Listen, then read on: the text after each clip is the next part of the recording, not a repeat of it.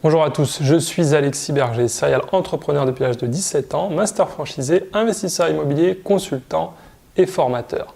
Aujourd'hui, je vous propose de vous intéresser à la question comment négocier un contrat de franchise. Tout d'abord, sachez que personnellement, je n'ai jamais signé un seul contrat de franchise sans l'avoir au préalable négocié.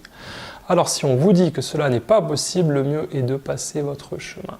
Comme je l'ai indiqué dans ma vidéo Parcours et étapes pour devenir franchisé, dont je vous remets le lien à l'écran et dans la description, la négociation du contrat de franchise ne doit pas se faire une fois que vous avez trouvé votre local et votre financement.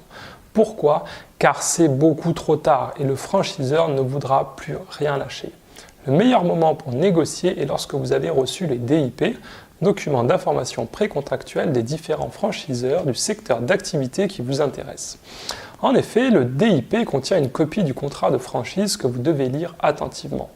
Personnellement, je le transmets systématiquement à un avocat spécialisé dans la franchise afin d'avoir son analyse.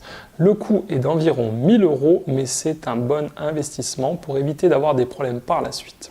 Il saura attirer votre attention sur les points dangereux du contrat comme une clause de porte-fort. Prenons un exemple. Votre frère signe une clause de porte-fort dans votre contrat de franchise. Que cela signifie-t-il? Tout simplement que si vous ne remplissez pas vos obligations, ce sera à lui de le faire. Imaginez que vos affaires vont mal et que vous ne pouvez pas payer la redevance du franchiseur. Il se tournera vers votre frère pour lui demander de payer ce montant à votre place. C'est donc une clause extrêmement dangereuse que vous ne devez en aucun cas signer. Par contre, n'espérez pas négocier la redevance ou les droits d'entrée. Cela est extrêmement compliqué et ne pourra se produire qu'avec un jeune réseau. Vous pouvez par contre pré-négocier de meilleures conditions pour l'ouverture d'un second puis un troisième point de vente. Naturellement, plus une marque est forte comme McDonald's ou Starbucks et moins vous pourrez négocier.